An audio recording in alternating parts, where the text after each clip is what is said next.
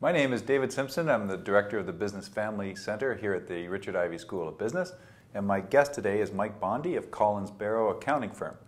Our topic today is recreational properties in the United States. And Mike, I know both you and I are frequent visitors to Florida. And as we sit here in December 2012, I've heard rumors that prices are starting to rebound in the southern United States. Yes, the market is definitely starting to come back, but prices are still pretty reasonable in most areas. Short sales and foreclosures are becoming less of a factor now, and as these types of sales decline, the market tends to get a little bit stronger in most areas. Okay, so for our audience here today, what are the keys to buying U.S. properties?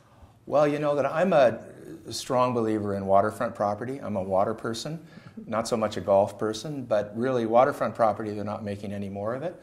Golf course property is not bad, but be sure the golf course is viable financially and in good financial condition as they're going along. Also, remember, they can build a lot of golf courses in Florida and in Arizona almost till the cows come home. Mm-hmm. So you really have to be careful with that, with those purchases. Also, watch out for the unusually cheap properties in ghost towns where there are too many vacant properties.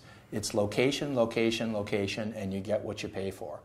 If it's a condo, make sure to review the condo financial statements and reserves, as well as the minutes to make sure there's no big surprise special assessments coming along. So I'd love to go down there with a bunch of cash and buy my dream house, but most of us have to finance this, Mike. So what are some of the things we have to think about if you need to finance a property in the United States? Well, it's really quite interesting right now because what's been happening is that the U.S. banks are now allowing Canadians to borrow money for it, but they'll only finance up to 60%. Even the ones that are Canadian banks like Scotia, TD, etc. But I understand the approval time on these U.S. mortgages is like 30 days to like 4 months. Okay. So the problem is that it's very difficult to do.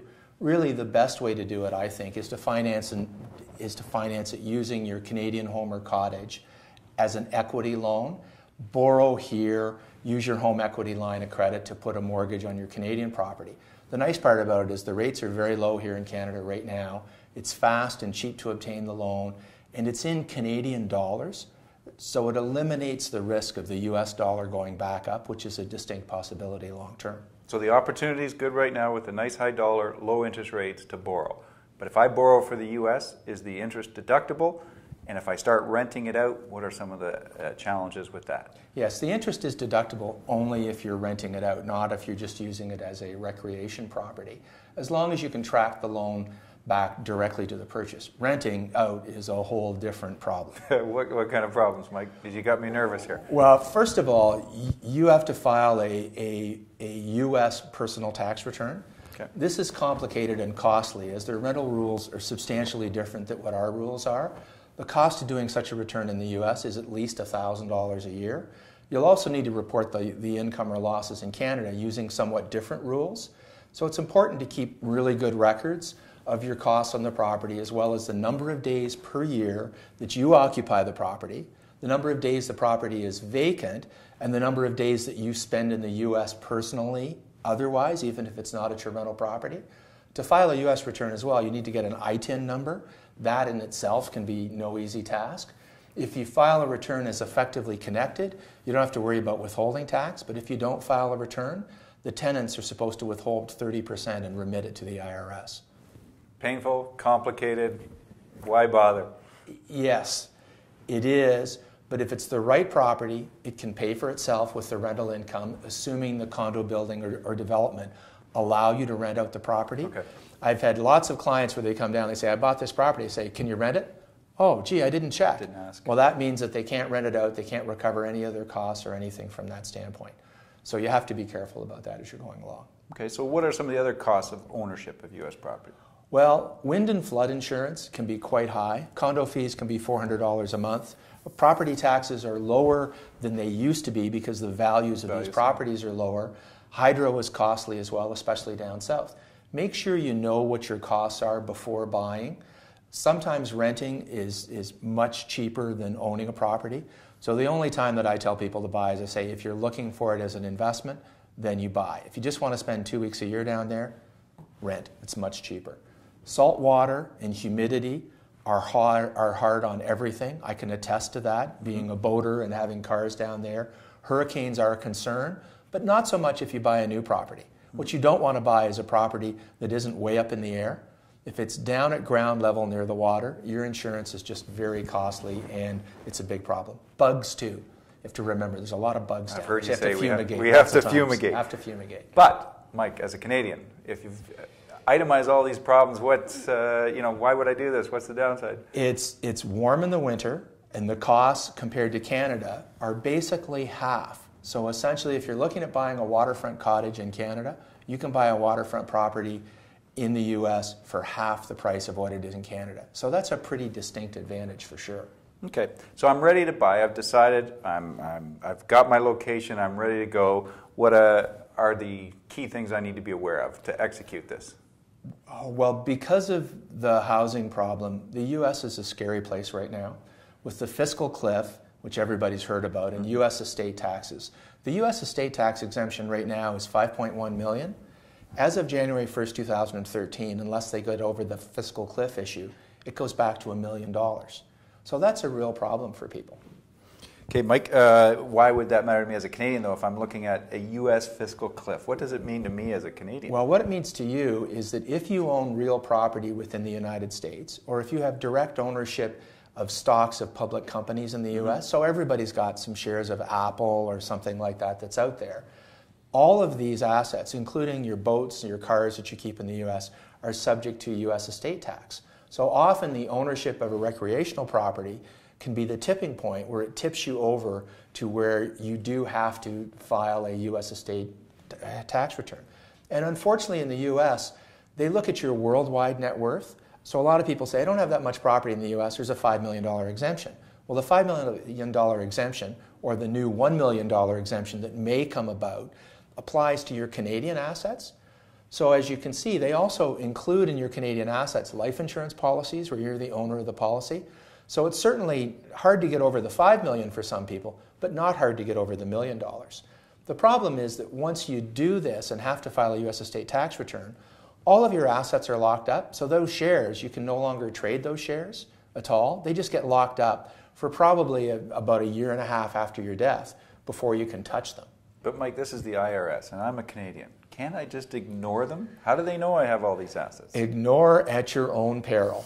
The problems are that now the U.S. government has its hands in the pockets of all the Canadian banks.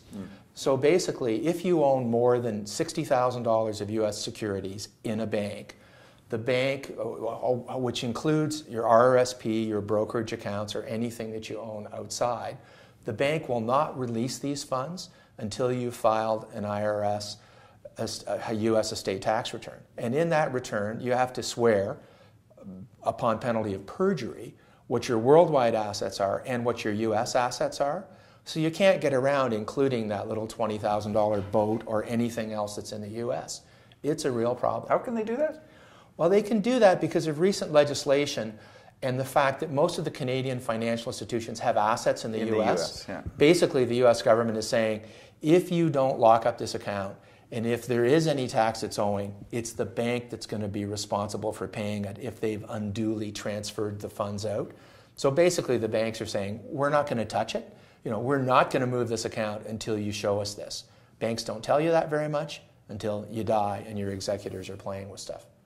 So it's a big problem. Also, the IRS isn't as concerned about real property because every time you sell real property in the U.S., you have to deal with the U.S. automatically, with the IRS automatically. So that's one of the problems. Okay, now we've heard about a withholding tax here, and I'm saying, as a Canadian, what do you mean the IRS can take 10% on the sale of my proceeds? How can a withholding tax apply to me? Well, it's kind of funny because people think that it's just in the U.S. It's actually in Canada as well for U.S. citizens that own property in Canada. Basically, if you sell U.S. property, you have to obtain a clearance certificate from the IRS, and they withhold 10% of the gross proceeds. Or if you file a bunch of forms with the IRS, they'll hold back 10% of the net gain so that they know that you do it. You then have to file a U.S. tax return to report the gain in the U.S. And reporting your gain in the U.S. and Canada is different because of the exchange rates. So basically, the U.S. you may have a big gain, or in Canada you may have an even bigger gain. So it's kind of funny the way that it happens. You do get a tax credit in Canada for it, but essentially, you know, it is complications that come about, and you can't get your money out easily. That's the biggest problem, is you sell and then you're going, I've sold for $400,000. They're going to hold $40,000 of my money for a year and a half, and they do. So just be aware of that as you're going along. So it takes more time. It's a more costly process. We've talked in previous sessions about capital gains. And it seems to me what you've introduced here is this draconian thing called the estate tax in the U.S. That's right. Which has different sort of connotations than us just paying a capital gain. So how can we mitigate any of that issue in the United States with our property structure? Well, one of the problems is that you have a deemed disposition for Canadian tax purposes upon death. You have a deemed disposition for U.S. purposes from the estate tax standpoint.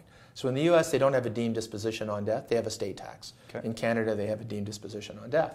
So the only way to really avoid it is, if you want to go somewhere warm, is buy a property in the Bahamas. Because they don't have any taxes or any estate taxes or anything like that. So that sort of mitigates a lot of the problems. But getting back to the U.S., here's a laundry list of sort of tips and traps as you're going along. If it's reasonably priced property, own it as tenants in common, not as joint tenants. Even the lawyers down there and here, they put everything in as joint tenants, which means when you die, the title automatically goes to your spouse. In the U.S., you want to be tenants in common, is when you die, it triggers the U.S. estate tax at that time, because you have a family exemption. Your wife has $5 million or $1 million, you have $5 million or $1 million. So if it's tenants in common, you each deal with it separately. So that's a big deal with a reasonably priced property as you're going along. It'll reduce the estate taxes overall. Watch how you hold your U.S. investments. So buy an ADR or a mutual fund with investments in the U.S. to keep the amount of your direct investments in the U.S. very low. You can own investments in a Canadian corporation, and there are no U.S. estate tax problems because a corporation doesn't die. So that's not an issue. That's actually a good way to get around it. You can use a trust or a specially formed limited liability partnership to own the property in the U.S., but it can be looked through by the IRS, and it's extremely costly to do it. Beware transferring your real estate property to your children without any consideration. So what happens is people say, well, I don't want to deal with this, and I transfer it to my kids. When you do that transfer, you're subject to gift tax in the U.S. on the transfer of that property. So you may owe 35% of the value of the transfer immediately at that time. The IRS will look through that transfer as well to make sure it doesn't happen. By the way, single-purpose corporations that used to be really popular in the old day no longer work. They're taxed at significantly more in the U.S. when you sell the property, and technically for Canadian purposes they don't work. Don't use a U.S. LLC. Everybody in the U.S. wants you to use one. A lot of Canadian advisors are doing it. It's just a huge problem in Canada to essentially use that. No LLCs. Corporations owning U.S. property, use a Canadian corporation. Everybody asks all these questions. Can I use a Canadian corporation?